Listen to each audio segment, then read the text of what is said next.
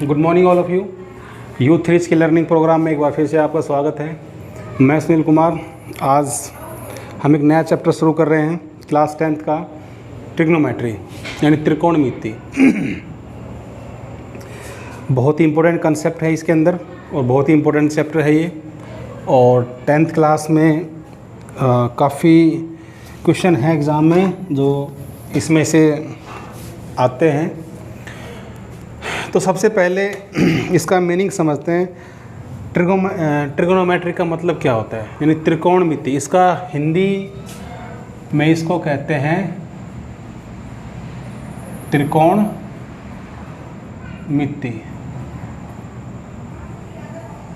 मतलब 3 कोणों का मापतोल। ठीक है। ट्राई मतलब 3, गन मतलब भुजा और मैट्री मतलब मेजरमेंट। तो इसमें बेसिकली हम ट्रायंगल, एक राइट ट्रायंगल पढ़ेंगे और उसके अंदर हम कुछ चीज़ें फाइंड करेंगे। तो आपने देखा होगा वैसे ट्रिग्नोमेट्री का काफ़ी बेसिक यूज़ है कि मान लीजिए हमारा सन है, वो वैसे आपका 9th चैप्टर में यूज़ होगा। ये बेसिकली आपका 8th चैप्टर है कि मान लीजिए कोई एक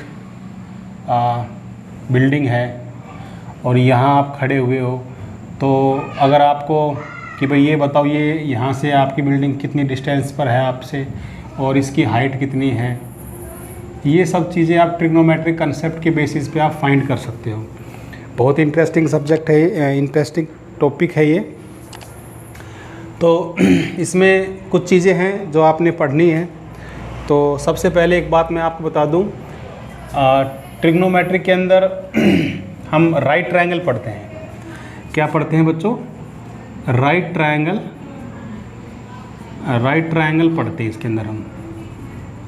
ठीक है। यानी हम समकोण त्रिभुज को स्टडी करते हैं, यानी जिसके अंदर एक एंगल 90 डिग्री होता है।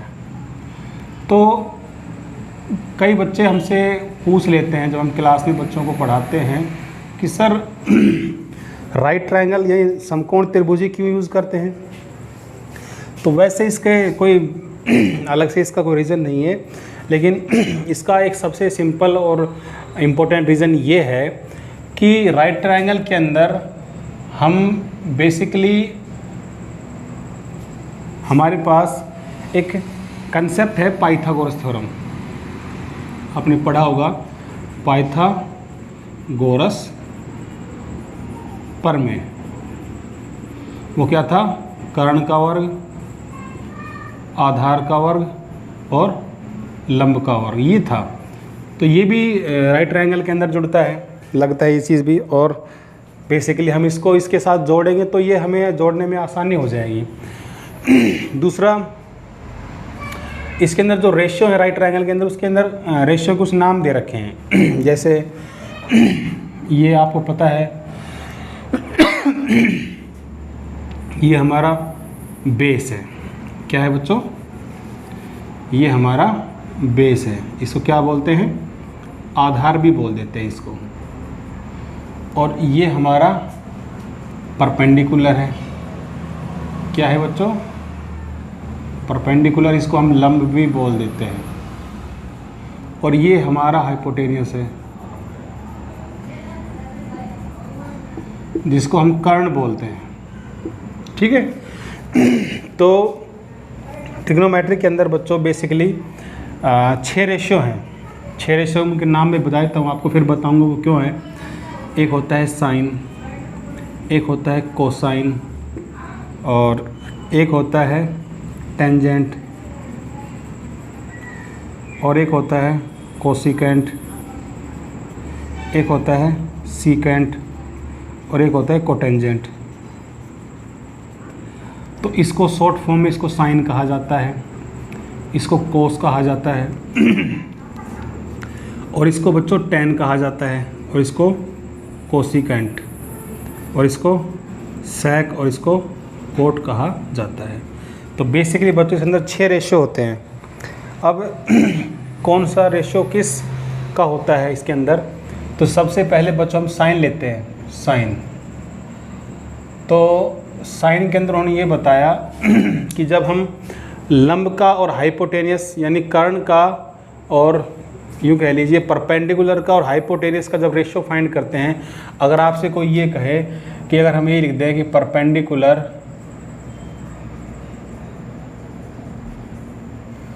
अपॉन में हाइपोटेनियस, तो ये क्या है?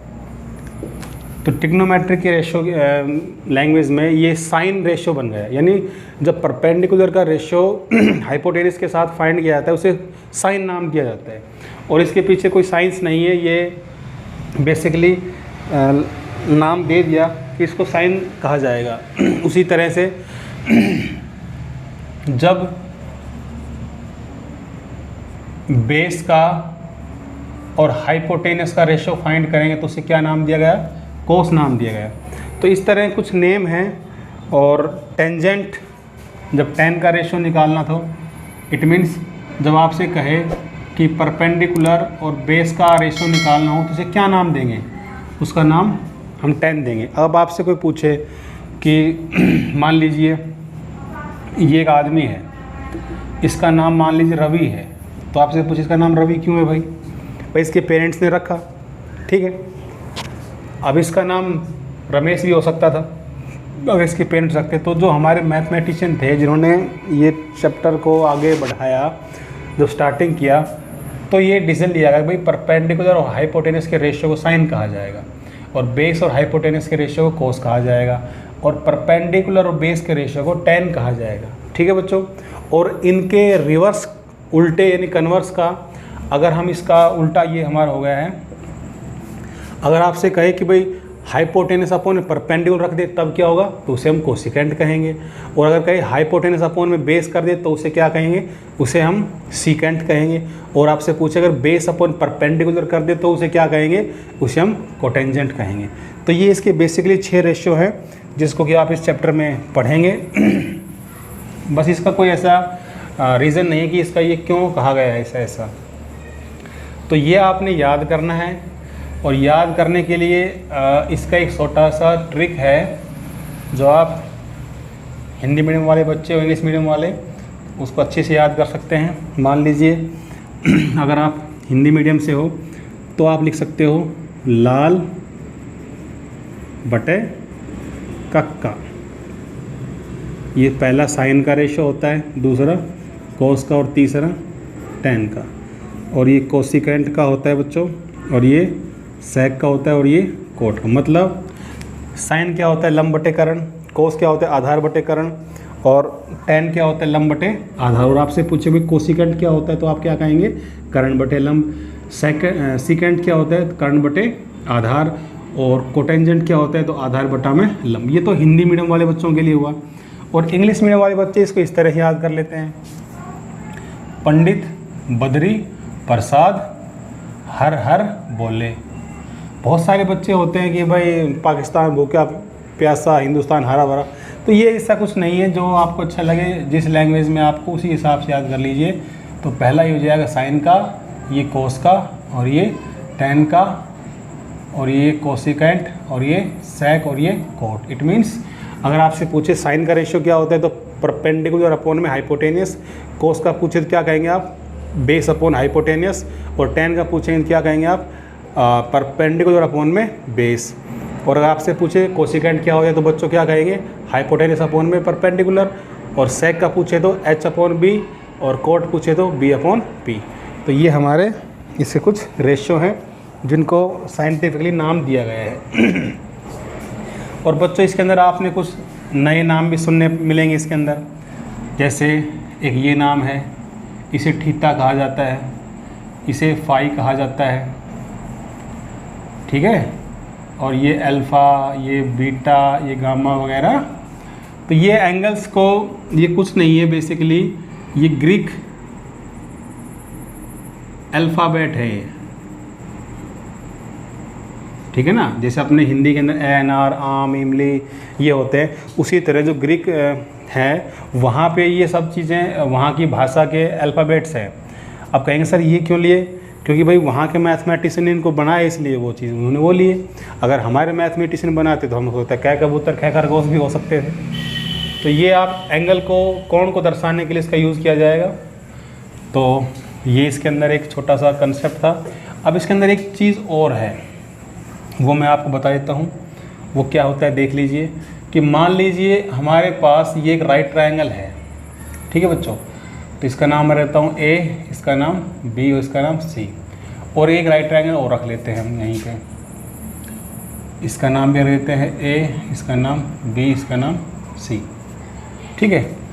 ये यहाँ पर भी 90 डिग्री है और ये यहाँ पर भी 90 डिग्री। अगर ये तो कर्ण मतलब कर्ण है या हाइपोटेनस है हमारा, लेकिन जब हम इन दोनों के नेम में कुछ प्रॉब्लम आती है। जब हम इस एंगल के रिस्पेक्ट के अंदर बात करते हैं, एंगल ए के रिस्पेक्ट में, तो ये तो हमारा बेस होता है और ये हमारा परपेंडिकुलर होता है, ठीक है बच्चों। यानी जिस एंगल, कर्ण तो हमें पता ही है, हाइपोटेनस तो यही, जिस एंगल की बात होती है उस एंगल के सामने हम देखेंगे तो जो साइड हमें दिखाई देगी तो वो हमारा परपेंडिकुलर होता है। और जहाँ बैठे होते हैं वो बेस पे बैठते हैं, तो ये हमारा एंगल इस पे बैठा हुआ, ये हमारा बेस है। लेकिन अगर हम इस एंगल, ये तो हमारा हाइपोटेनस है ही, इसमें तो कोई इशू ही नहीं है, लेकिन इसके अंदर झगड़ा चलेगा। अगर हम एंगल सी के रिस्पेक्ट में बात करें तो देखो ये एंगल किस साइड के ऊपर बैठा हुआ है, यानी बेस पे बैठते हैं ना, तो ये हमारा बेस हो जाएगा, तो ये हमारा बेस हो जाएगा। और ये हमारा, जिसको सामने देख रही है, हमारा परपेंडिकुलर, ठीक है बच्चों। ये बहुत ही इंपॉर्टेंट कंसेप्ट है। आपकी जो 8.1 एक्सरसाइज हो इसी के ऊपर बेस है, समझ में आया। अगर इस एंगल की बात करेंगे तो ये हमारा परपेंडिकुलर, ये हमारा बेस और ये हमारा कर्ण हमेशा होता है, इसमें कोई दिक्कत नहीं है। लेकिन जब इस एंगल की बात करेंगे हम लोग, इस एंगल की बात करेंगे तो ये हमारा बेस हो जाता है, ये हमारा परपेंडिकुलर हो जाता है, ठीक है। चलिए अब हम आपका जो एक्सरसाइज 8.1 है और उससे कुछ एग्जाम्पल है, उसके अंदर हम यही चीज़ निकालेंगे। हमारे पास हमें एक रेशियो दिया गया होगा और हमसे कहा जाएगा कि भाई बाकी के रेशियो निकालो। आपको पता है ट्रिग्नोमेट्री के अंदर 6 रेशियो होते हैं, तो हो सकता है आपको वो दे दे कि भाई साइन ए बराबर 3/5 है, तो बाकी रेशियो निकालो। बाकी रेशियो कितने बच गए आपको पता है, अभी कोस बचा हुआ है, अभी tan बचा हुआ है, अभी कोसिकेंड बचा हुआ है, अभी सेक बचा हुआ है और अभी कोट बचा हुआ है। तो ये रेशियो भी और फाइंड करने हैं। तो उसके लिए बेसिकली हम क्या करते हैं, जो हम तीनों साइड को निकाल लेते हैं और उसके निकालने के बाद इसको सॉल्व कर लेते हैं, ठीक है। तो बस इसका थोड़ा सा बेसिक कंसेप्ट यही था। उसके बाद जब हम और आगे कराएंगे तो फिर हम और बताएंगे। अब हम आपको एग्जाम्पल नंबर फर्स्ट कराते हैं, ठीक है बच्चों। तो एग्जाम्पल नंबर फर्स्ट के लिए आप लोग समझेंगे और देखो उसके अंदर क्या है। अब हम पढ़ रहे हैं एग्जाम्पल नंबर 1, ठीक है बच्चों। चलिए देखते हैं।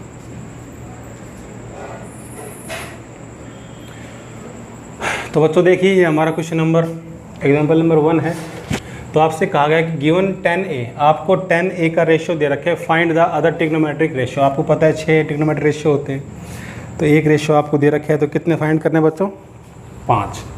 तो सबसे पहले हम क्या करेंगे, एक राइट ट्रायंगल बनाएंगे और ये हमने किसके रिस्पेक्ट में निकालना है, एंगल ए के रिस्पेक्ट में निकालना है। ये बच्चों बहुत ही इंपॉर्टेंट कंसेप्ट है, ये आपको बहुत ध्यान रखना है। तो सबसे पहले हमने क्या किया, एक राइट ट्रायंगल हम बना लेते हैं, ठीक है। क्योंकि जब ए जो एंगल दिया होता है हमेशा उसको इस कोने पर रखने की कोशिश करो। तो ये हो जाएगा ए, ये हो जाएगा बी, हो जाएगा सी, ठीक है बच्चों। Solution, let triangle A B C is right triangle, ठीक है। हमने एज्यूम कर लिया है और ये बी के ऊपर 90 डिग्री है। अब देखो बच्चों tan a बराबर कितना गिवन है, 4/3। और आप मुझे ये बताइए tan का रेशियो क्या होता है। अगर आप हिंदी मीडियम हैं तो पंडित बद्री प्रसाद और हर हर बोले और लाल बटे कक्का। तो ये वाला होता है tan का लंब बटे आधार या परपेंडिकुलर अपॉन में बेस। इट मीन्स इसको आप ऐसे भी लिख सकते हो कि P अपॉन P। ठीक है बच्चों, यहाँ तक समझ में आया। और याद रखो रेशियो कभी भी उसको परफेक्ट साइड में नहीं लिख सकते हैं। वो क्यों कि भाई मान लीजिए यानी मान लीजिए कि मेरे स्टूडेंट की एज में और मेरी एज का रेशियो 3:1 है, मान लेते हैं। तो क्या मेरी एज 3 साल है और बच्चे की एज 1 साल है? नहीं, ऐसा नहीं, क्योंकि इसके साथ ये तो रेशियो है। हो सकता है इसको 10 से मल्टीप्लाई भी किया सकता है तो 30 हो सकता है, ये 10 साल भी हो सकता है। हो सकता है इसको 20 से मल्टीप्लाई करें तो ये 60 भी हो सकता है और ये 20 भी हो सकता है। इट मीन्स इसके साथ एक कोई कांस्टेंट टर्म होगी जो मल्टीप्लाई होगी। इट मीन्स रेशियो को अगर हम लेंगे तो हम फिर क्या करेंगे, कैसे लिखेंगे लेट परपेंडिकुलर बराबर 4k। इसके साथ एक k कांस्टेंट टर्म होगा जो इसके साथ मल्टीप्लाई और दोनों के साथ होगा वो। एंड हमने बेस को क्या मानना बच्चों, 3k। अब इसके अंदर रख दीजिए a के रिस्पेक्ट में, एंगल a के रिस्पेक्ट में ये हमारा परपेंडिकुलर है और ये हमारा बेस है। तो रखिए बच्चों, तो ये तो हमारा हो जाएगा 4k और ये हमारा हो जाएगा 3k। बात समझ में आई? यहाँ तक कोई क्वेश्चन? चलिए, अब हमने क्या कहा था आप लोगों से कि जब भी हम सबसे पहले हम तीनों साइड को फाइंड करेंगे। तो बच्चों हमारे पास 2 साइड का रेशियो दिया है, थर्ड हम साइड निकाल लेते हैं। तो सबसे पहले क्या करेंगे, इन राइट ट्रायंगल ABC में अप्लाई पाइथागोरस थ्योरम। इसके अंदर हम पाइथागोरस थ्योरम लगा देते हैं। आपको पता है इस क्या होती है, h का square is equal to p का स्क्वायर इज इक्वल टू, और इसके स्क्वायर में सम के बराबर होता है। तो h हमारा इसमें AC है तो AC का स्क्वायर, p हमारा BC है तो BC का स्क्वायर, और बेस हमारा AB है तो AB रख देंगे। वैल्यू सब्स्टिट्यूट कीजिए बच्चों। BC हमारे पास कितना है बच्चों, 4k, तो ये बच्चों 4k हो जाएगा। AB कितना है बच्चों, 3k, तो ये 3k हो जाएगा। तो ये आएगा बच्चों 16k square, 9k square add कीजिए बच्चों, 25k स्क्वायर, और ये AC स्क्वायर। तो AC बराबर बच्चों क्या आएगा, इस पर रूट चला जाएगा ऐसे, 25k स्क्वायर, तो ये बाहर आ जाएगा 5k। इट मीन्स हमारे पास जो ये साइड आई है हाइपोटेनस की, वो बच्चों कितनी आई है देख लीजिए। इट मीन्स हमारे पास बच्चों AC बराबर कितना आ गया, 5k। ये हमने क्या निकाल दिया, 5k। तो अदर ट्रिग्नोमेट्रिक रेशियो क्या हो तो निकाल लीजिए। तो लिखेंगे अदर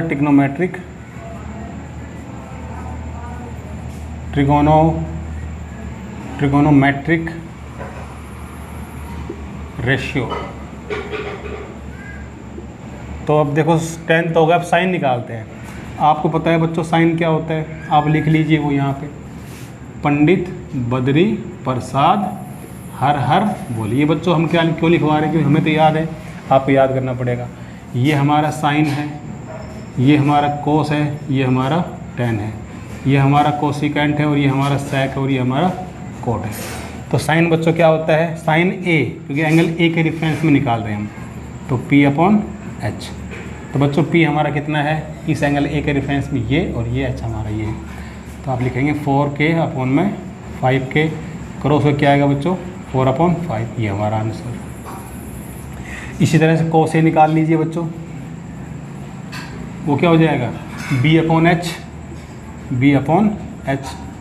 तो बेस हमारे पास बच्चों कितना है, 3k, तो हम यहाँ लिखेंगे 3k अपॉन 5k। ये कैंसिल हुआ बच्चों, क्या आएगा, 3/5, ये हमारा आंसर हुआ।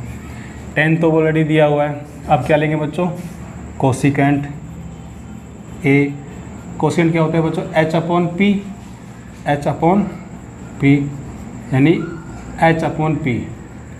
5k/4k कैंसिल हुआ बच्चों, क्या आएगा 5/4, ये हमारा आंसर हुआ। अब बच्चों सेक और निकाल लीजिए आप। सेक क्या होता है बच्चों, h/b है ना, ये होता है ना, पंडित बद्री प्रसाद हर हर बोले, हाँ h/b, यानी h हमारे पास कितना है 5k और ये बेस कितना है 3k, ये कैंसिल हुआ 5/3, ये आंसर है। अब हमारा लास्ट बनता है कोट। तो कोट हमारा पता है आपको b/p होता है, b/p।